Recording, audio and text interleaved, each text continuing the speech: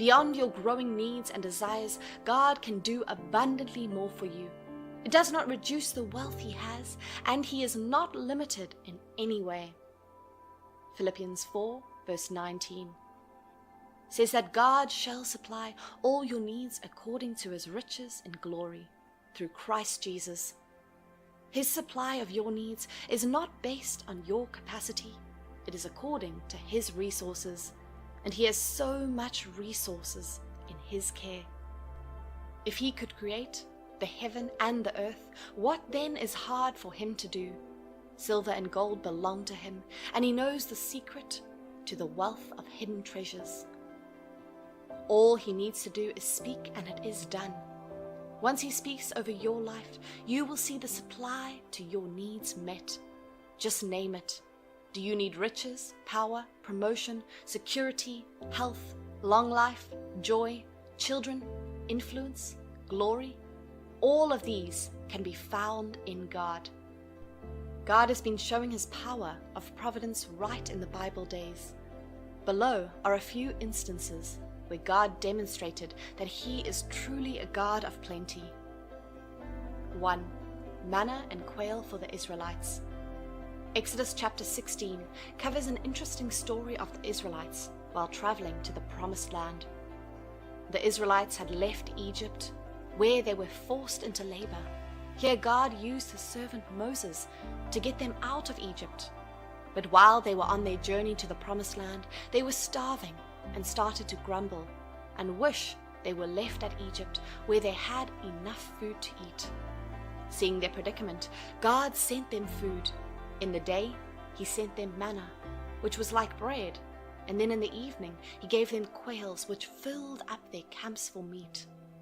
He provided for them just enough, and He did this for them for 40 years consistently. This shows a powerful instance of God displaying His ability to provide for His people in plenty and abundance, above their expectations. 2. Feeding the 5,000. God's power of providing abundantly and in plenty is also seen in the New Testament, where through His Son Jesus, He fed over 5,000 people by multiplying just a little amount of food. Matthew 14, verse 13 through 21, shows us the full story in detail, where Jesus went to a secluded area after hearing about the death of His cousin. A huge crowd of people followed Him there, and having compassion for them, healed their sick. When it was nearing evening, His disciples told Him to send them away so they can get food, but instead He got a lunch from a boy consisting of just 5 loaves of bread and 2 fish. He lifted it up and gave thanks, and God multiplied it, and it fed 5,000 people. And the amazing thing here is they had over 12 baskets full of leftover crumbs. 3. The miraculous catch of fish. Another New Testament instance of God's miracle of plenty is at the moment where Jesus, after preaching, got into Simon's boat and asked him to cast his nets into the water and harvest some fish. Simon complained that they had been in the water all night and had caught nothing.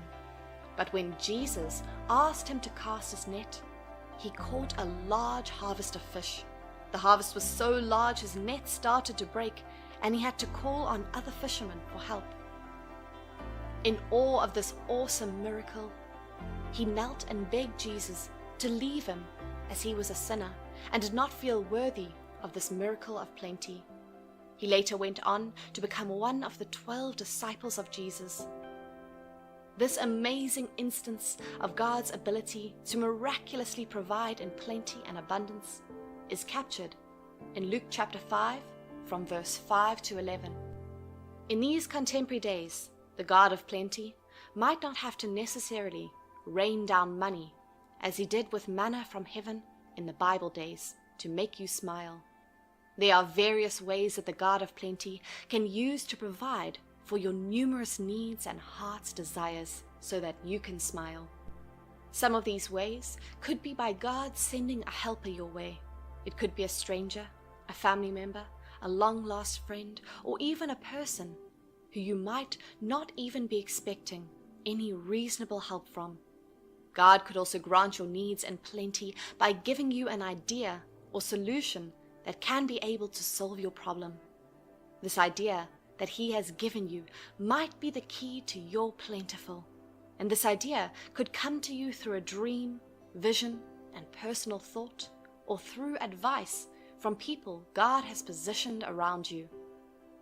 Now you know that the God of plenty can still provide for you abundantly above your need, and then make you to smile. Remember that He has promised in various portions of the Bible that He will abundantly bless you with plenty in all you do. So when you are down, sad, and in dire need, remember to declare these verses and remind yourself of God's promise to bless you plentifully. Deuteronomy 30, verse 9 says, "And the Lord thy God will make thee plenteous in every work of thine hand, in the fruit of thy cattle, and in the fruit of thy land for good. For the Lord will again rejoice over thee for good, as He rejoiced over thy fathers." Another powerful verse of God's promise to bless you plentifully and therefore make you smile is Deuteronomy 28, verse 12. And it reads, "The Lord shall open unto thee His good treasure, the heaven, to give the rain unto thy land in his season, and to bless all the work of thine hand, and thou shalt lend unto many nations, and thou shalt not borrow." However, for you to begin to enjoy all these promises of God to make you smile by meeting your needs in abundance and in plenty, there are some criteria you must meet. First of all, you must believe that the God of plenty can come and intervene in that moment of dire need. It is only through your faith that you can invite Him to bless you abundantly. In addition, you must live a godly and holy life and obey His words. In conclusion, acknowledge that the same God who blessed His children with plenty in the Bible time can still do that for His children in this new age, as He is still the same God yesterday, today, and forever. So whenever you are in that moment of dire need and helplessness, remember that the God of plenty has promised in His word to make you smile, and that God never breaks or goes back on His promises.